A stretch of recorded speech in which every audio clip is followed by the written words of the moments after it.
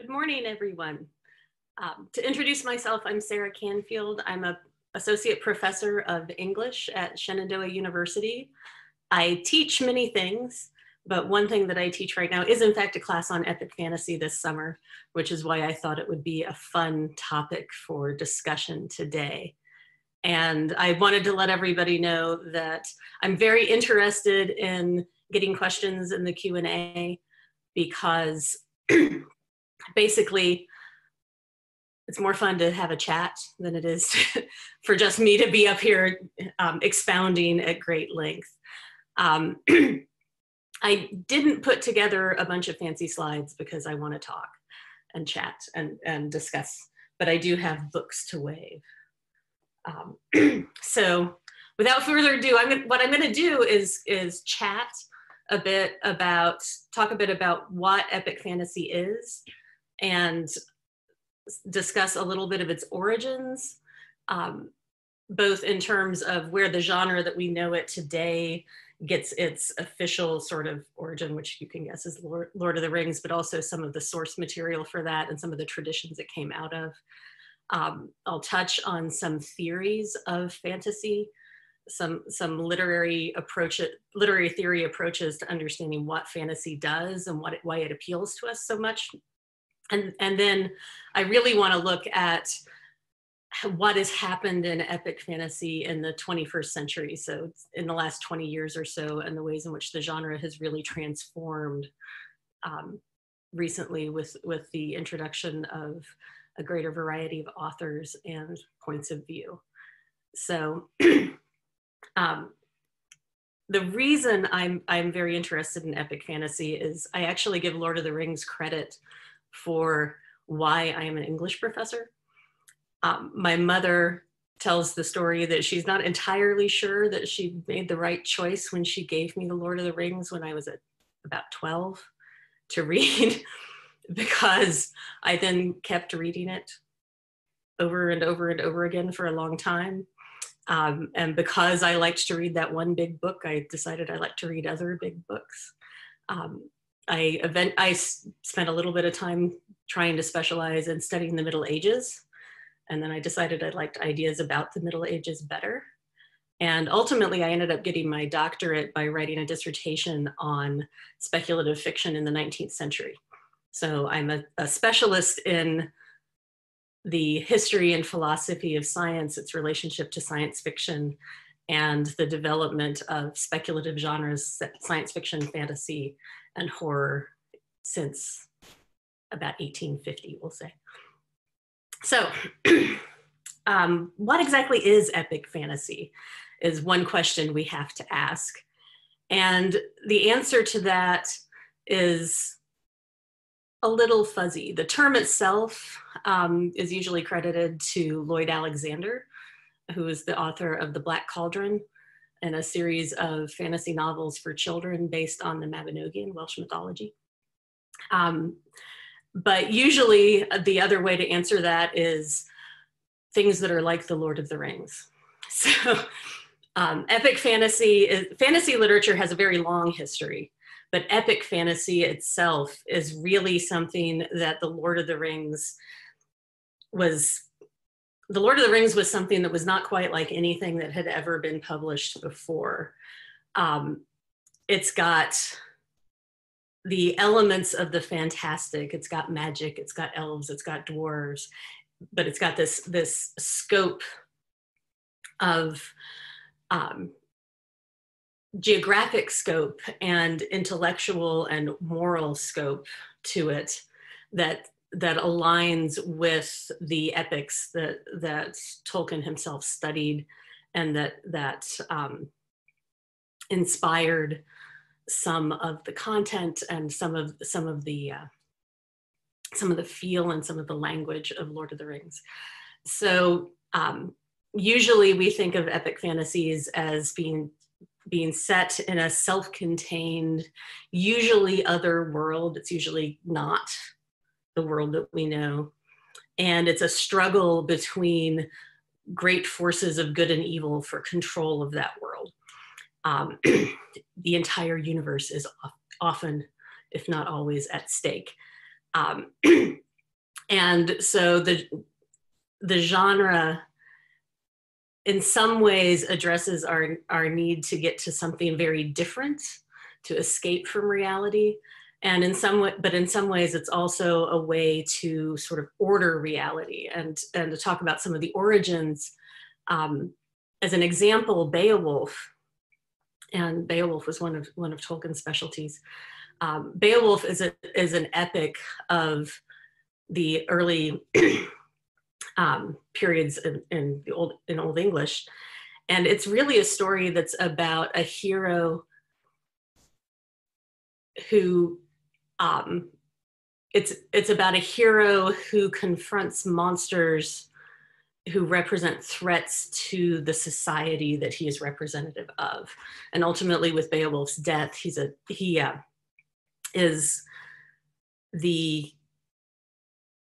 death marks the end of the culture and the civilization that he is representing, and it marks a change. I see there's a question in the Q&A about why I'm setting what sets the Lord of the Rings apart so much from some of its predecessors, like Wagner's Ring Cycle and the folklore that inspired it. I would say what part of it is, I am very much based a lot of what I say on prose traditions and the traditions in terms of novels and what is written. So I'm not thinking as much about Wagner. I know there are connections to be made there. So in terms of the type of fiction that Tolkien wrote, I think it's very, very distinct from other things that were being written at the time. And there are ways in which, The Lord of the Rings has a lot of those folkloric aspects, but it actually addresses very modern issues. So The Lord of the Rings is it is not an allegory. Tolkien was very strongly anti-allegorical. And he considered reading it as an allegory as sort of diminution of what he was trying to do. But the Lord of the Rings is about issues of modernization and industrialization and the effects of large-scale war on the individual psyche, as well as large-scale moral questions like what is the nature of evil, and so forth. So I won't say that it's completely what I'm saying is that as a novel, there's nothing that uses quite this mode to address these kinds of concerns, and that speaks in this particular. It's this unique moment in publishing when the Lord of the Rings appears, and especially after it really hits and becomes popular in the 1960s, when it makes that connection to the countercultural movements, because it's an epic that's about abandoning power. It's an epic that's not about gathering power to yourself, but it's about giving up sources of power and recognizing that power is in itself the source of evil and corruption, and that you can't fight power with more power, which is actually not something that necessarily carries over into every epic fantasy that followed it, which is one of the things I want to talk about a little bit. What Lord of the Rings does, like I said, it addresses these kinds of questions in this unique fashion. But the other thing about the Lord of the Rings that's important to recognize is that, and as I've said, I love the Lord of the Rings, and it is this unique thing, this fabulous thing, but it has issues. Many of those issues have become more apparent as it's aged, but some of them, could be pointed out at the time. One issue that it has is initially it had a problem where it was very much because in part of its strangeness, it goes against the grain of what literature, if I want to put it that way, it goes against the grain of what was expected of serious literature at the time it was written. So it was composed over the course of the 1940s and 50s, and published in the mid-50s. It is sort of the antithesis of literary modernism. It harkens back to much older styles of writing. It uses a kind of, it's got an aggressive kind of realism within its descriptions and its world building that is counterintuitive when you put it against the fantasy side of what is being done. But it's, you know, it's, if you compare it to something like, I don't know, what are some other big novels of the 50s? This is where I should have written a little bit more in my notes.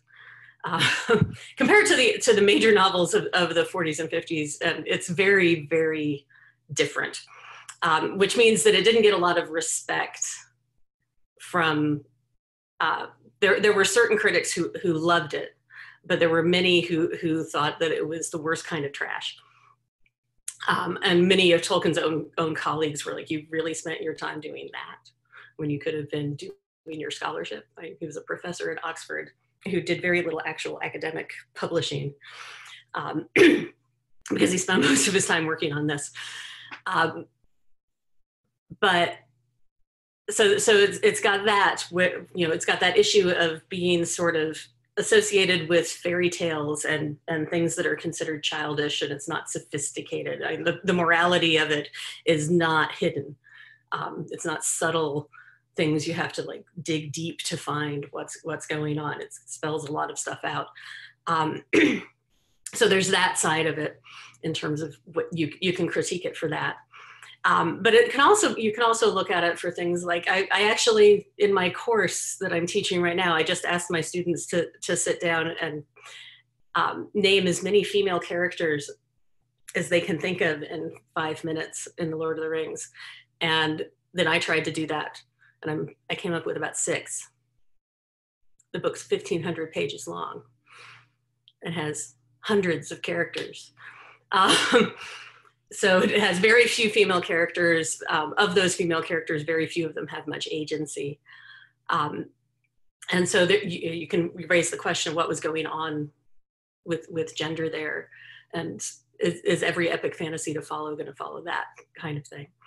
And probably the major critique that's leveled against The Lord of the Rings, and especially because this one has echoed in many of the derivative works, and across the various ways that it has influenced and been adapted, is the way that the novel's reliance on fantasy races and its depiction of fantasy races.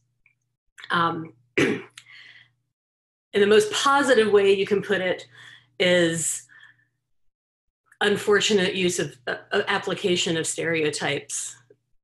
And that's an extremely positive spin to put on it. So of course you have the good guys who are elves and hobbits and tall, fair men. And then you have the bad guys who are orcs and goblins who are twisted and dark and swarthy and described with extremely racially marked stereotypical features, and the men of the South who serve Mordor.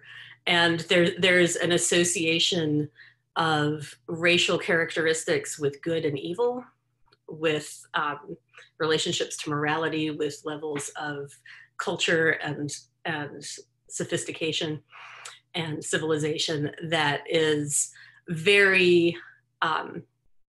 problematic, to use one of those diplomatic, literary, and critical terms where you try not to say too much. Without, you want to give credit where credit is due, but you want to recognize where there are problems. And there are serious issues with how race works in Tolkien, and especially with how it has been taken from there.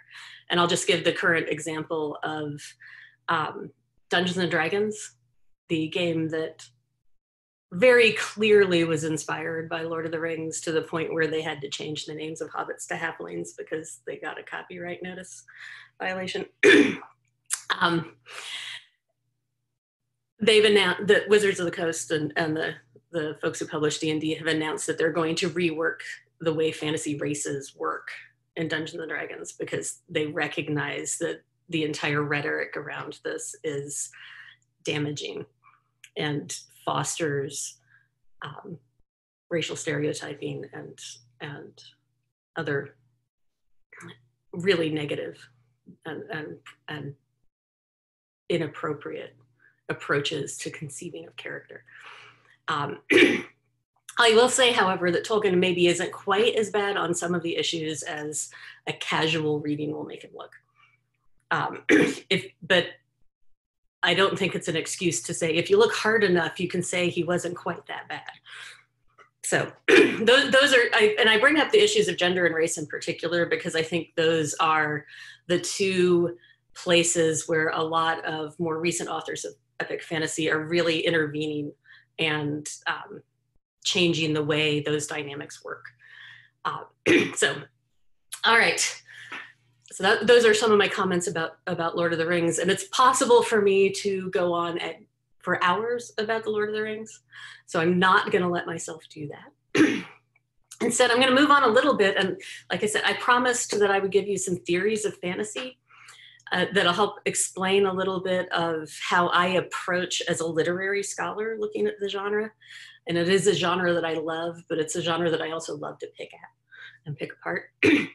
So I wanted to give you a few things. One is Tolkien himself had a theory of what he was doing in fantasy literature and in writing The Lord of the Rings. So his main statement of his artistic approach is on fairy stories, which is an essay he wrote explaining what he understands the role of fairy stories to be, the nature of fairy stories, and very much The Lord of the Rings is clearly his example of what he's doing. So in that, he spends a bit of time clarifying what he talks about when he talks about fairies. He's not talking Tinkerbell, he's talking the she and the fairy with a capital F and an E in the middle. The natural spirits that imbue the world and live just outside of the world that we perceive. So magic is that inherently natural and wondrous aspect. He actually says in the essay that the supernatural is not actually the world of fairy, it's human beings, because we are not natural. We are outside of nature. They are profoundly natural. And so for him, fairy stories and fantasy is in part about reconnecting us to that more natural and magical way of looking at the world. And I won't go into all of the pieces of that essay, which is a lovely, lovely piece, but he specifies that there are three purposes for fantasy literature. One of those purposes is recovery, which is the idea that by giving us a different world from our own, so Middle Earth, the secondary creation, that is enough different from our own world that we recognize it as other. In doing so, he makes our own world, he gives us the ability to look again at our own world with new eyes. So you read his descriptions of the Old Forest or of Fangorn or the Ents. And then the next time you go for a walk in the woods, you look at trees and you see the trees in the real world in a different way. And you see them clearly again for what they are, because they're no longer familiar, because familiarity breeds inattention, I think is a way to put that.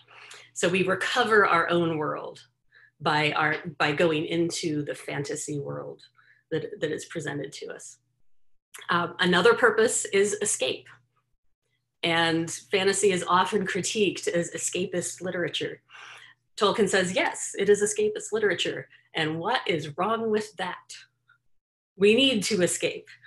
The world is awful sometimes.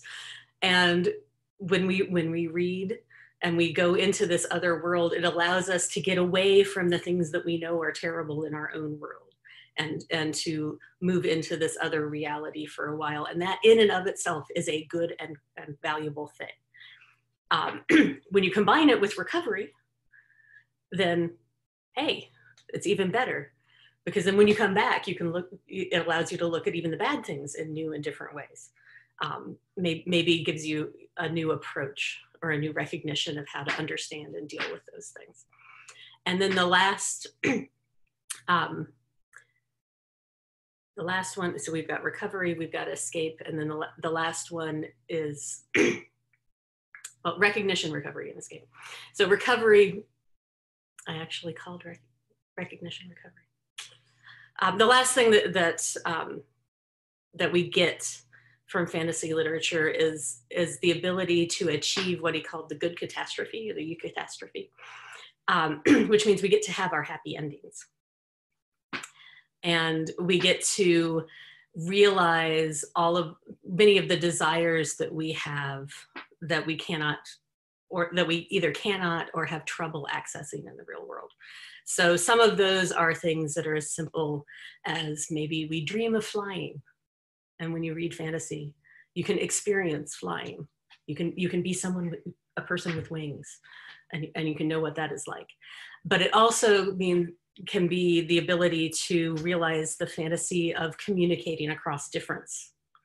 So in The Lord of the Rings, you have the example of Legolas and Gimli, the elf and the dwarf, who begin hating each other because they're peoples who hated each other for a long time. And over the course of the story, they get to know each other, they become friends, they come to understand each other. They can see the world through each other's eyes. So there's a real level of communication there. And then of course, there's always Ents. You can talk to trees. And of course, for Tolkien, he was actually profoundly religious. So he felt that one of the greatest eucatastrophes was actually the grace of God.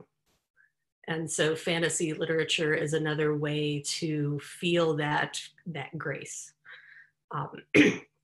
to realize those miracles of the imagination. So that's Tolkien's approach.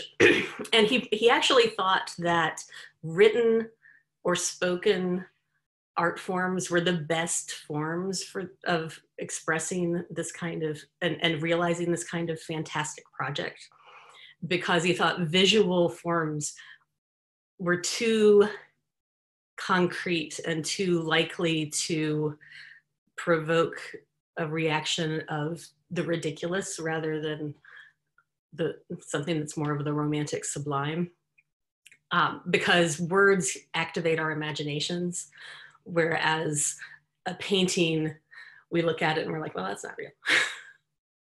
So possibly he would change his mind with modern technology, but maybe not. So that's Tolkien. I wanted to mention Ursula Le Guin, who passed away a few years ago. Le Guin wrote the Ursi trilogy, which is another epic fantasy that I'm going to talk a little bit more in a few minutes.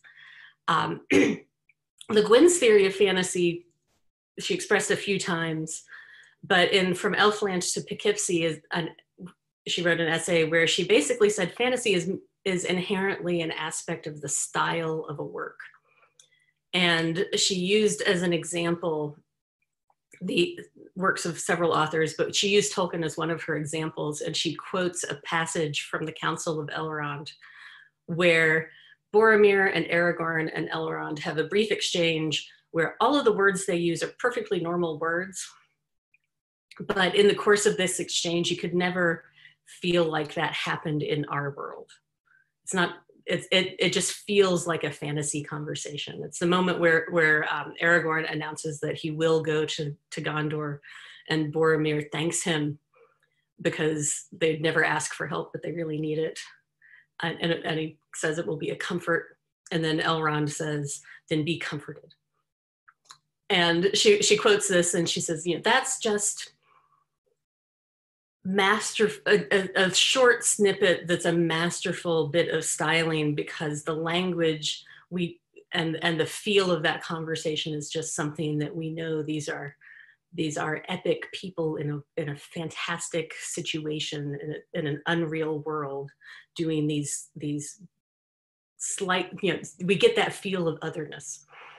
And she emphasized the style of fantasy, particularly because of the fact that fantasy creates these secondary worlds, and epic fantasy in particular relies on secondary worlds. And because the world that is being depicted is not real at a level that is true, more true in epic fantasy than almost any other genre, that means that the only thing an author has to rely on to create this completely different world is the words on the page. And so the style of the writing is an integral and necessary part of creating our belief in that world and allowing us to access that world. So for her, that's one of the great things that Tolkien does in his style in Lord of the Rings is, and you can see it if you take snippets from the Shire in the opening. The chapters in the Shire, a lot of people think, wow, this is taking forever to get going. Do we really need to hear about this party for so long? But the chapters in the Shire are about describing a world that is familiar enough and comfortable enough that, and we can identify with liking presents and enjoying a good meal and second breakfast and all of that kind of stuff. So it draws us in, and it uses comfortable language and comfortable little characters. And we get introductions of weirdness and the Black Riders and creepy feelings and screams in the distance. But overall, it's a very easy to get into, very, very easy to connect to feel. And as the story progresses and as the hobbits move out into the wider world, the style, the way it's written changes. And you start to get longer and weirder sentence constructions. And you get more echoes of the phrasing out of epic poetry or medieval romance. And by the time you get to Denethor burning himself on his son's pyre in Minas Tirith, you're in full Shakespearean meltdown mode with really, strong, elaborate set piece speeches. And if you tried to start reading The Lord of the Rings in The Return of the King, when everything has all hell is broken loose, everything's going everywhere, giant epic things are happening, that's a really shocking stylistic approach to take. And there's a reason that not everybody goes out and picks up Beowulf to read for fun. Some people do, and I'm very happy that people do. But it's not the most accessible. It's not the easiest to get into. So stylistically, what Tolkien does is he uses that as a way to draw readers into the secondary world, but he also uses it as a way to build that world. We know it's an epic in part because it reads like an epic. So that's part of Le Guin's pull. Then the last theorist that I'm going to bring in before I move on to talking about some actual more recent epic fantasy is Farah Mendlesohn. Is one of the books I have here. She's got this book, Rhetorics of Fantasy, which she's talking about multiple kinds of fantasy. She's not just talking about epic fantasy, but there are a couple of her terms that I think are really useful. And one of them is, she actually calls The Lord of the Rings in particular, what she calls a portal quest fantasy. And a portal fantasy is a fantasy where you start in something that resembles the real world, and then you're pulled into the secondary world. And usually you're on a quest, that's what draws you into the fantasy world, or it's how you get out of the fantasy world. And the Lord of the Rings works as a portal fantasy because it starts in the Shire, and it starts in the comfortable, and then it pulls us out, and the hobbits have to go on this long journey to first get the ring to someone who can deal with it, and then, you know, Frodo has to actually get rid of the ring itself. He has to be responsible for what he has in his possession. And I think it's an interesting and helpful way to think about epic fantasy, because the next door piece of it is the immersive fantasy. And immersive fantasies are ones where you're dropped in and you're within that fantasy world from the beginning, and there's no portal, there's no transition. And those are the two modes that epic fantasy tends to take, one or the other of those. So Harry Potter is a portal fantasy because he starts in the world of the Muggles, and then he gets taken to Hogwarts. And once he's at Hogwarts, then quests start popping up. But something like Game of Thrones is a more immersive fantasy, because you're in that strange world from the get-go. You don't have as much of a transition into the epic. So I hope those sound like useful ways to think about, you know, what are we getting from fantasy? And there are people who disagree with Tolkien's version of that. Of course, these are all theories and approaches. Nobody has to accept them. There's the stylistic aspect of it, and then there's that's how do we get into the epic, and how much are we immersed within it? Question. So I'm going to hope that everybody is good so far, but if not, feel free to throw questions in the Q&A. So like I said, Lord of the Rings, the one other theorist I thought about talking about is Brian Atterbury. And then I realized I don't quite know what I want to say about his overall theory, other than he basically says genres are fuzzy sets. And epic fantasy is a fuzzy set, so we know what's in the middle of it. When we get towards the edges, people start having arguments. So the middle of the fuzzy set of epic fantasy is Lord of the Rings. You can really say that before the Lord of the Rings, nobody published anything quite like that. And after the Lord of the Rings, people did. People copied him.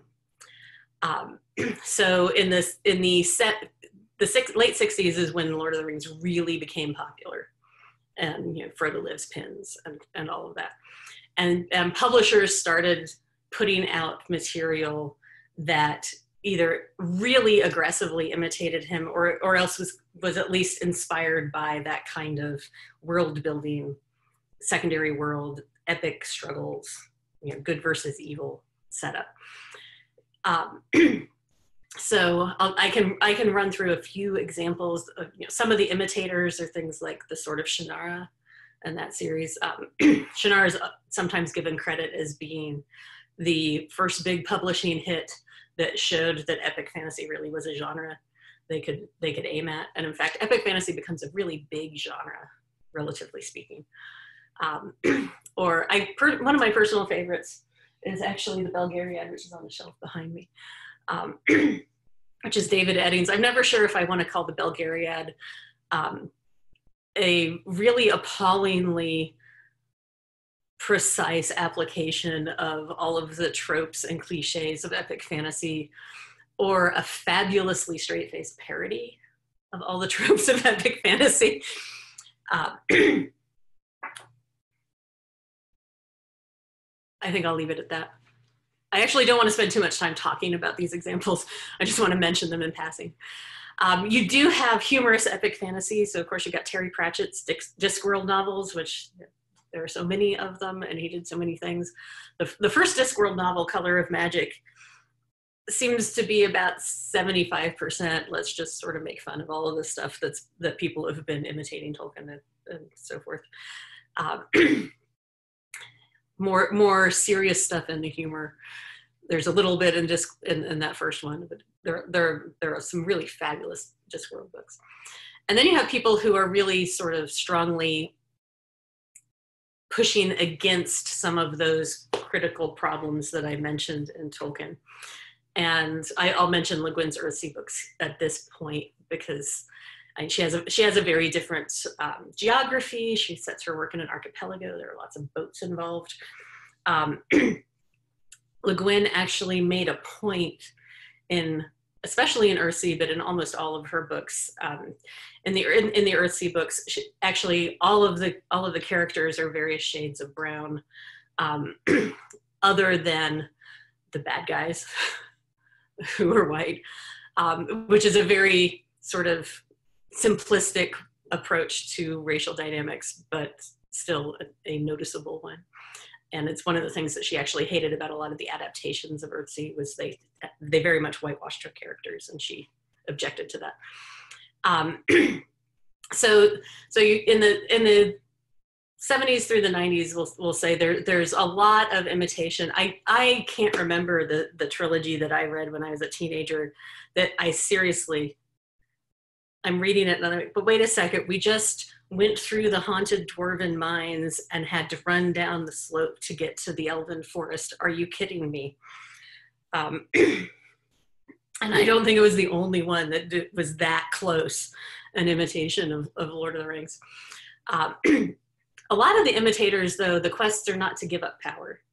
There really are, it's the quest to go get the sword. It's the Arthurian narrative of who is the chosen one.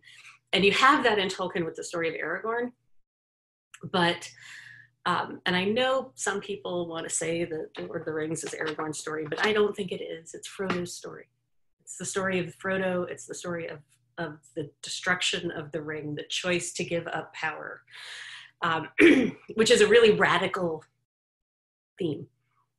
And it isn't, and as I said, it's not one that always is retained going forward. And then by the time we get into the 90s or so, we start getting lots of the big, Tolkien was a trilogy only because it had to be printed in pieces because they didn't think anybody would want that big a book. And physically putting together that book was actually not easy. So, we get the Sword of Truth books, we get Wheel of Time, we get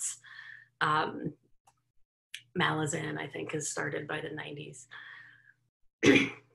Memory, Sorrow, and Thorn by Tad Williams was a trilogy for a long time, but now it's longer. He's gone back. And Song of Ice and Fire, Game of Thrones, comes out in 1995. Can't talk about epic fantasy without talking about Game of Thrones. And what I want to say is sort of for me, the standout thing about Game of Thrones, besides the fact that I really wish George R.R. Martin would edit himself a little more, is you can see how A Song of Ice and Fire is a rewrite and a correction for certain aspects of Tolkien's work. It's dark fantasy, it's grim. It's occasionally been called grimdark. We kill off Sean Bean in the first season of the show. It sets up a lot of expectations that have been building up in the genre over time. You have prophecies and you have things that can be interpreted as omens, like the finding of the direwolf cubs in the opening chapter of A Game of Thrones. Every Stark child gets a direwolf cub, then they get scattered, and because epic fantasy is about these things, that something will need to bring them back together, and that will be, there will be quests, there will be drama. They need to be pulled back together so something can happen. And then we start killing them off. We start killing off all the people who we think are going to be the central hero. And then we keep killing them off. There's an element in The Lord of the Rings that's very providential, where there's the conversation that Gandalf and Frodo have, which is in the opening in the Shire in the novel, but got moved to the Mines of Moria in the film version, where Frodo says he wishes the ring had never come to him, and Gandalf's answer is, so do all those who live in such times. And then Gandalf says, but perhaps the ring was meant to come to you. Bilbo was meant to find the ring. You were meant to have it, and that's a comforting thought. And there are a number of places along the way where you kind of feel that there may be greater forces at work beyond Sauron. There's something else, that there may be the hand of fate at work. Song of Ice and Fire is very aggressively saying, no, there's no fate at work here, because all the places where fate might intervene didn't happen. He's fated, no, he's dead. These people have to meet. They went through the same intersection 2 hours apart, that kind of thing. So a great deal of A Song of Ice and Fire is about frustrating those expectations and building a different kind of epic story that's a more, despite the presence of dragons, a more human kind of story that, it's about the politics of it. It's about the way, it's about those competing factions. There are competing factions in Lord of the Rings, but they get overcome in order to address the greater threat. Song of Ice and Fire is about some people, no, they're not going to overcome their own self-interest in order to face those greater threats. They're either not going to believe the greater threat exists, or they're going to think that they can maneuver around that other threat to their own advantage. So that's my take on Song of Ice and Fire and Game of Thrones. We'll see how the book series turns out, if he manages to finish it. So that's what we've got going on in the decades at the end of the 20th century is this mostly continuing to build up sort of those imitations and continuations and expansion and sort of elaborations in different directions of the template created by the Lord of the Rings. Some shifts of theme and emphasis, but the sort of structure and expectations are fairly well set. And they're well enough set that I highly recommend, if you like epic fantasy, that you get a copy of Diana Wynne Jones's Tough Guide to Fantasyland, which is a guidebook in the form of an encyclopedia of all of the cliches of epic fantasy. Starting with what to do first is you find the map. You look for the spot on the map that is the dot in the furthest off corner of the map. And that is where you start as the most unimportant person in the village. And then you will travel around the map and you will visit everywhere that is on the map before ultimately, achieving your quest and accomplishing your goal in Fantasyland. And on the way, you will run in, you will have a quest. You will run into some magic objects. Those magic objects can be almost anything. But the important ones are usually quest objects. They can be bewitched or bespelled, or they can contain their own magic, etc. She's got a section on the economy of Dark Lord. She's got a section on Dark Lords. She also has a section on the economy of Fantasyland, which is basically completely messed up and makes no sense. When you get a fantasy that actually knows its economics, it's a very different kind of thing. So we have all of that, and so by the turn of the century, by the millennium, the tropes and the expectations of epic fantasy are pretty well set. It's a strong publishing genre. We've got plenty of bestsellers, lots of bestsellers coming out of the genre. And so when we're moving into the 21st century, we're talking about a mature genre that's had decades to develop. But we also have a greater, we have continuation of those expectations, but we also have a lot of diversification of the genre. And so that's what I want to talk about for the last little bit. And I hope you'll start asking me some questions. So in terms of continuations, I think I'll call out the Kingkiller Chronicle, Patrick Rothfuss, Name of the Wind, where that is very much in the traditional sort of mode. You have it's got a few tweaks on it, but you've got your school for wizards, you've got your you've got your quest adventures, you've got your dragons, you've got your political intrigue that is better or worse handled depending on who's writing it. But it's very much a tradition, a continuation and development of the mainline tradition, if you want to call it that. But you also have some more aggressive interventions and transformations as writers who come from different backgrounds and different perspectives start moving into the genre. Fantasy is a field that is very much dominated by white men, but that is not as much the case now as it used to be. So the place I want to start talking about this is I want to talk about, so Lois McMaster Bujold is one of the great, she's quite prolific. She writes a lot of science fiction, but she also writes, I have another, I'll get to the question in a second.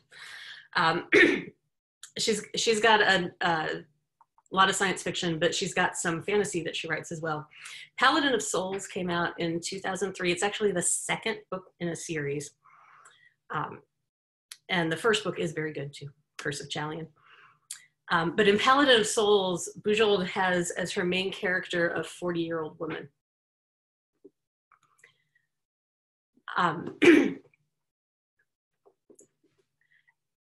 More questions, I will definitely get to them. So in Paladin of Souls, this is actually, it has a few spoilers for the first book in the series, but what I want to point out is most of the time the heroes of epic fantasy are on versions of, working in versions of the Bildungsroman. They're usually young and they are discovering who they are. They go out into the wide world on their adventure and they discover they are the chosen one. They are a wizard. Even though they didn't know it, they are the inheritor of whatever, or they become that person, even if they didn't start out that way. They don't always inherit it. Frodo actually is middle-aged in Lord of the Rings, which is overlooked frequently. But you don't get that many middle-aged protagonists. In Paladin of Souls, you get a middle-aged woman as the protagonist. And the other thing that you get here is the quest in this story actually starts out as she's a middle-aged woman who essentially wants to get out of the house. She doesn't go out looking to find, she does go in part to find herself. She needs to get out of the house because she's got issues from the previous book.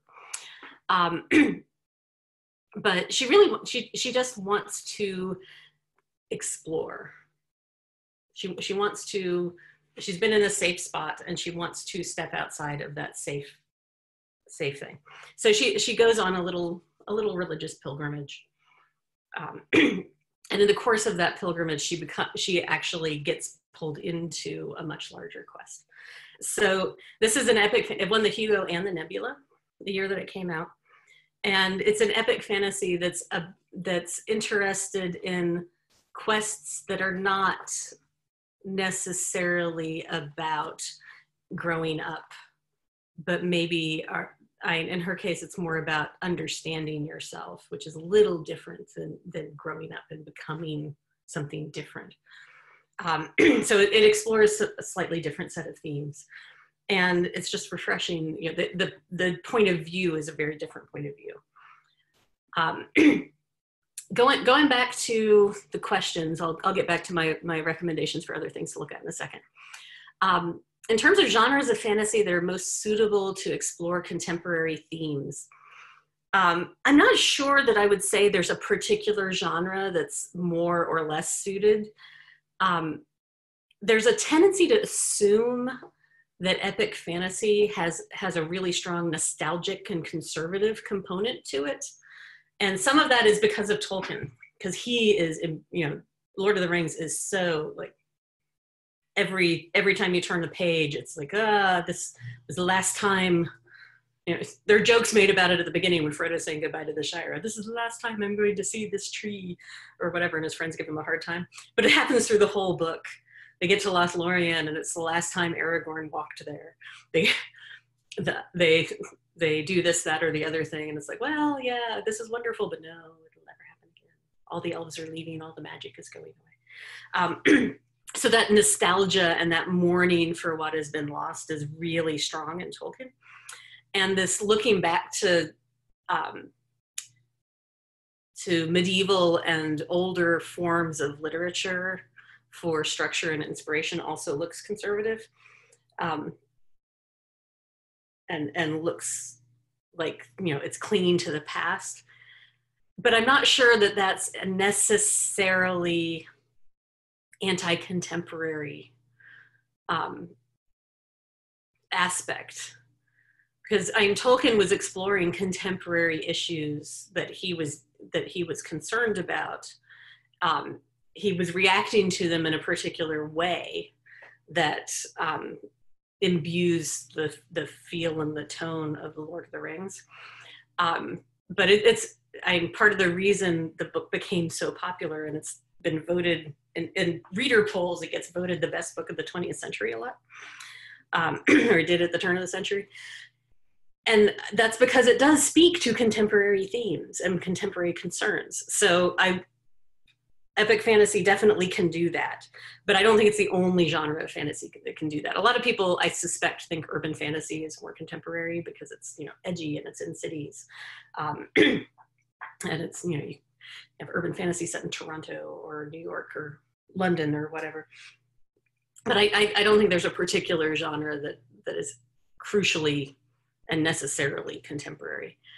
Other analytical books to recommend, there's a significant but not huge field of fantasy scholarship. There are a couple of journals, but in terms of writing fantasy as opposed to critiquing it from literary analytical perspective, I would recommend, I don't have it down here with me, but there is an old anthology of articles of essays by writers called Fantasists on Fantasy. From Elfland Poughkeepsie is in it, but it's got stuff goes back. It's got H.P. Lovecraft and even older things. It's got some Tolkien in it, but not on fairy stories. And it goes, I think it was published in the 70s, so it's older. But it has some interesting things. A lot of the current writers who are, like you can look at some of the blogs by current writers like N.K. Jemisin, and I think those might be good places to go. And if you want to look at like theory, Rhetorics of Fantasy that is probably where I would say start there, and it's recent enough that it will lead you to other things. I think is what I'm going to say on that. It's the big major work that's come out most recently. There's also a dictionary of fantasy, I think, encyclopedia of fantasy, that has a lot of sort of reference articles that cover a lot of, here's a lot of individual authors and works, but also it covers tropes and structures and subgenres and things like that. Oh, that was good enough. Thorough enough. All right. Other recommendations for newer and interesting things. N.K. Jemisin, since I mentioned her. So N.K. Jemisin won 3 Hugo Awards in a row for her Broken Earth trilogy, which is either epic fantasy or some kind of weird science fiction, depending on who you talk to. But she also has the Inheritance trilogy, which starts with the 100,000 Kingdoms, which actually came out first. She does really interesting things. She focuses on, again, female protagonists. She is very concerned with upending the racial dynamics that so much of epic fantasy inherited from Tolkien and didn't really think much about. So in the Inheritance trilogy, the world of the 100,000 Kingdoms is, it's ruled by a family who are so prolific over the centuries that they have ruled, that they are a race of their own, who have enslaved gods and use the gods as weapons. And our main character is the mixed race child of that, of a member of that family who's been called back to the center of the empire, because the ruler is dying, and she has to navigate the politics of this world. And it's a world that's divided by race and by religion and by value system. It's really, really good, interesting stuff, really innovative stuff. It's got a very interesting set of point of views as well in the trilogy. And then the Broken Earth trilogy is a world in which there are a group of people who can control earthquakes. And so it uses that as a metaphor to explore a lot of interesting dynamics. And one of the things I think that epic fantasy can do really well is, because it's a genre that's so clearly invested in these sort of large, the world is at stake. Even in something like the Paladin of Souls looks like it's going to be a small scale, this is an epic fantasy, but then it turns out the world is at stake. And it's making a comment that's a little bit like Tolkien's comment that the most unexpected people make a difference when the world is at stake. But the world's at stake, and it's always almost always a moral question in epic fantasy. It's, it's what is good and evil, who determines those things, what's going to win in that conflict.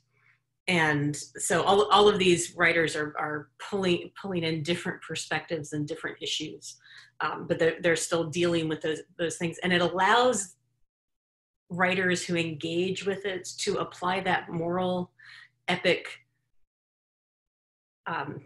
set of stakes to whatever gets prioritized in the story. So it really does allow a lot of interesting stuff, and allows you to highlight that those stakes exist, even where sometimes people don't expect them to. So that's Jemison.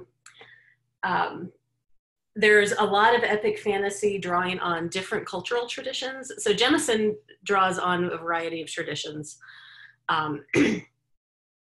The Bujold draws on traditional European medieval settings and so forth.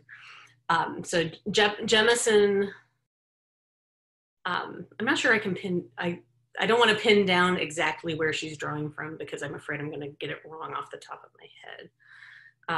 But we also have writers like Evan Winter in Rage of Dragons, which was self-published and then got picked up by Orbit. He's Canadian of Guyanan descent, and Rage of Dragons is epic fantasy in Africa. A modern, or a secondary world derived from African mythology. And the opening of Rage of Dragons is a prologue where you have a group of people on ships who have spotted shore, and they have to land or they're going to die. But in order to land, they have to invade and conquer some people who really obviously do not want them there. They have to fight to land. And they consciously make the decision that they're going to use their dragons to succeed at this. And they swear it'll only be for a little while. And then it's an epic fantasy that's about colonization narratives. And so it's, again, a different context and approach. There's epic fantasy that derives from Middle Eastern traditions. So Saladin Ahmed, he's American and from Detroit, but he's Middle Eastern descent. And Throne of the Crescent Moon is set in a city much like Constantinople, but not. So, and again, it's urban fantasy, but in an epic mode. Then there's Asian, various kinds. So we have Ken Liu, the Dandelion Dynasty books, which are Chinese influenced. Ji Yang has, she's usually classified as silk punk, but there's an epic fantasy quality to it. So it's shifted culturally, but also temporally. So instead of drawing on medieval traditions, it's drawing on, more sort of steampunk, but Singapore and Chinese are Singaporean and Chinese influences there.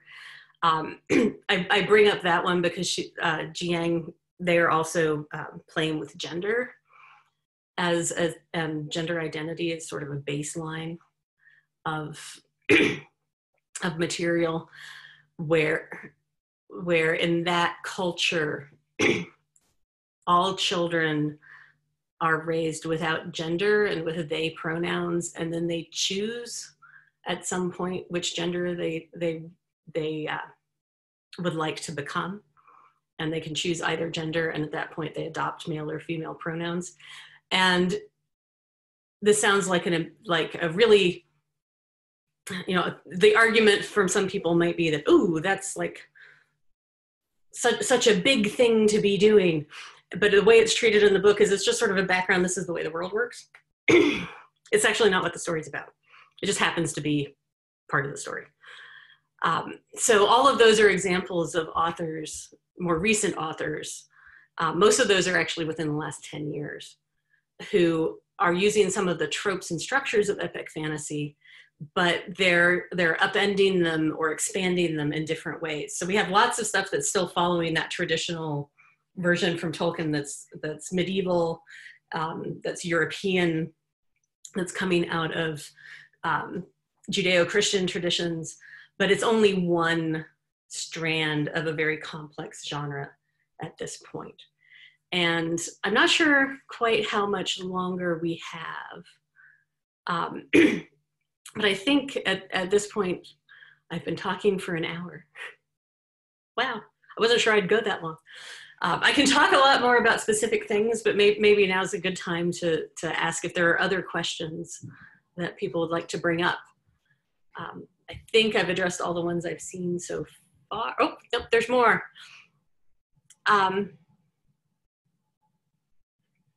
So somebody asked, does it specifically tie to a motif or tropes inspired by the Middle Ages? And that's what I got to here, where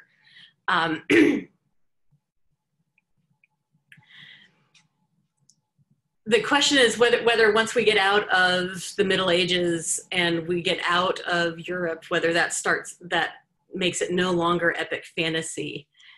And I would say no, it does not. But that's where Atterbury's idea of fuzzy sets comes in, because you've got to ask the question of how far away from that core or center in Tolkien can you get before it's not really that anymore. And I think everybody's got to make those decisions a little bit on their own. And we also have to acknowledge that it can be fun to draw genre lines, but in some ways they're mostly publishing categories for marketing purposes. And so you might just have to look at and see if you've got something you're writing or reading that's moved away from that core Tolkien template in multiple directions, you've got to ask whether readers will still recognize it as epic fantasy. Because there's a certain level at which if you go in with an expectation that epic fantasy will be this, and the book you were reading is not that, then you might end up disappointed when you wouldn't have necessarily been disappointed if you'd expected it to be something different. But I would say there's no one thing that would necessarily be changed that would automatically say no more epic fantasy. So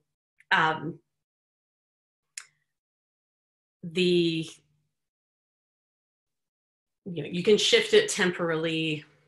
I have a feeling that epic fantasy set in the present day is the hardest to pull off.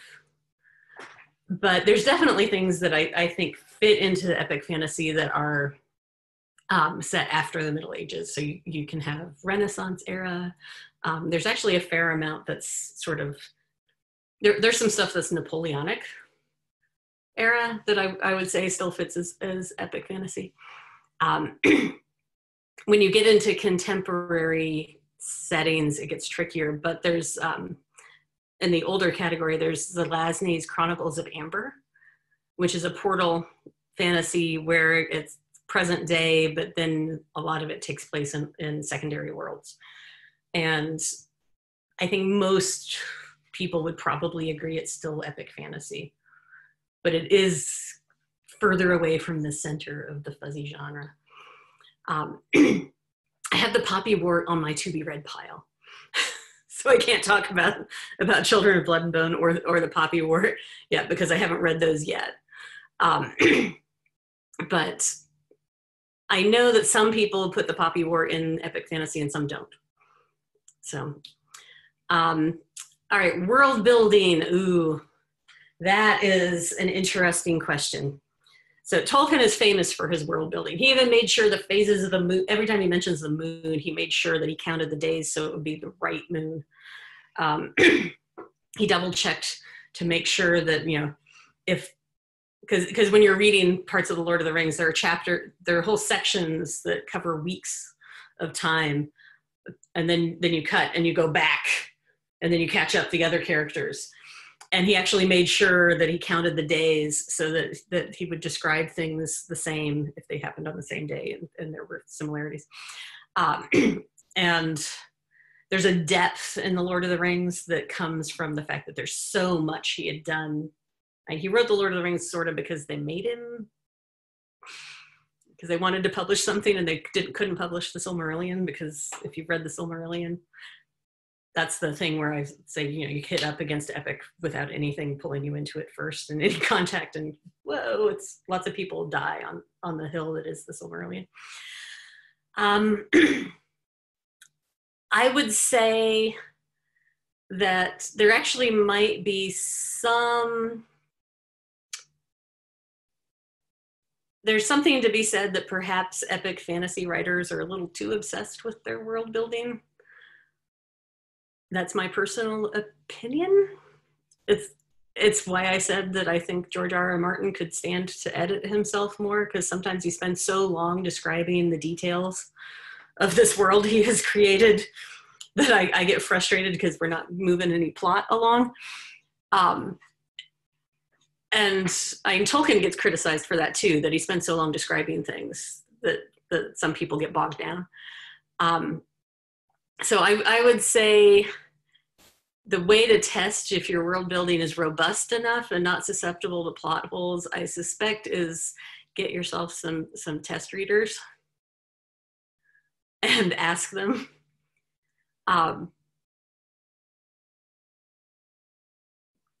But I don't know, it's hard to say. You can get so wrapped up in world building, you never get around to writing your book. And you do get the epic fantasies that are so long that you really wonder where the plot is and where the character development is, because you've just spent 5 pages reading about the buffet table.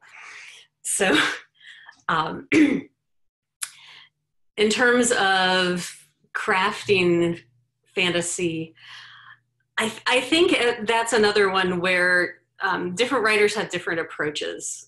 And if you use Tolkien as your model, he built the world, he built the mythology, and the story of the Lord of the Rings derived from all of that. But that's not the only model by any means. N.K. Jemisin has said that the origin of the Broken Earth trilogy was she had a dream where there was a woman staring at her angrily and there was a mountain falling down behind her, and she knew that that woman in the dream had caused the mountain to fall. Or I might have some of the details wrong, but that was, and it took her a long time to figure out what the story was behind that woman. So I think I'm going to hold off on giving any more writing advice than that, because I am a scholar, not a creative writer.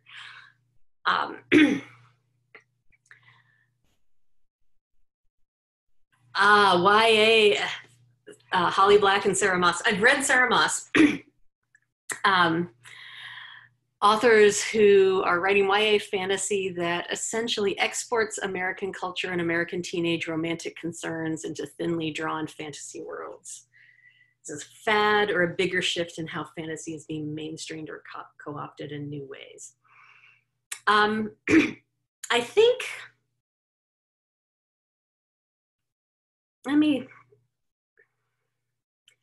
I would say, I think that might have in some ways more to do with YA than fantasy. And I like YA, but I feel like YA has taken over the universe in a way that it's a little frustrating.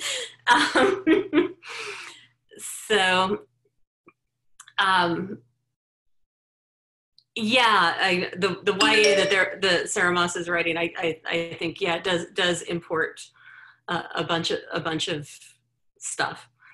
And I don't think there's anything wrong with it. I'm getting back to Tolkien. There's nothing wrong with escapism and putting that fantasy world, using that fantasy world as a way to deal with whatever you want to deal with, either to escape from it or to process it through that otherness that you get from putting it into a fantasy context. I